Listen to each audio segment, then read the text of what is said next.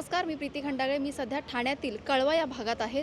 इथे 29 महानगरपालिकांसाठी मतदान सुरू आहे. तर माझ्यासोबत आता मतदार आहेत. आपण त्यांच्याकडनं जाणून घेऊया की त्यांच्या भावना काय आहेत. नमस्कार. मी ॲडव्होकेट देवदास वाघमारे बोलतो आहे कळव्यावरून आणि मी गेली 36 वर्ष वकिली व्यवसाय करतो आहे.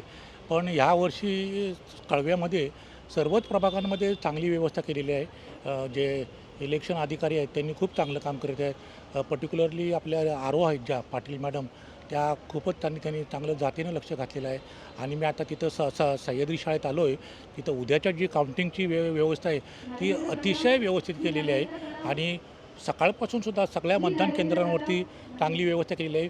पोलीस चांगले ठेवलेले आहेत आणि जे आतले कर्मचारी आहेत ते अगदी म्हणजे सहकार्य करणारे आहेत. मी एक प्रश्न तुम्हाला विचारेन की तुम्ही मतदान करून आलात ना, हो. तर तुम्ही कोणत्या विकासाच्या मुद्द्याला धरून मतदान केलं आहे?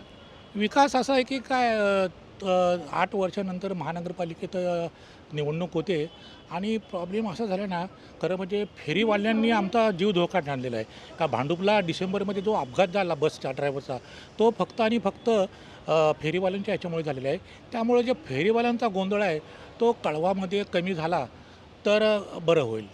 आणि दुसरी गोष्ट, ज्येष्ठ नागरिक जो आता काय पूर्ण भारतामध्ये 15 कोटी ज्येष्ठ नागरिक आहेत, तर ज्येष्ठ नागरिकांसाठी रिक्रिएशन क्लब म्हणजे मनोरंजन केंद्र जर उभारली, त्याच्यामध्ये 2 कॅरम असतील, एक टेबल टेनिस कोर्ट असेल, पत्ते असतील जे मेंढीकोट खेळायला, परत बुद्धिबळ असेल, त्यामुळे काय जरा ज्येष्ठ नागरिकांची व्यवस्था होईल असं मला वाटतं. आणि ह्यात माझ्या अपेक्षा सर्व नवनिर्वाचित नगरसेवकांकडून असतील.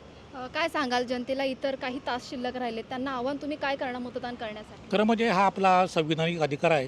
माझे हात जोडून सर्व यांना विनंती आहे की कृपया आपण आता थोडा वेळ राहिलेला आहे, मतदान करा. कारण 5 वर्षातून आपला एकदाच अधिकार मिळतो. कारण काय, ही फार महत्त्वाची निवडणूक आहे. कारण निवडणूक महत्त्वाची या अर्थाने की ही लोकल लेवलला असते. त्यामुळे नगरसेवक आणि जनतेचं फार क्लोज नातं असतं. म्हणून माझी आपलं सगळं नागरिकांना विनंती आहे, कृपया आपण लवकरात लवकर घराबाहेर पडा. परत आपल्याला हा संधी मिळणार नाही 5 वर्ष.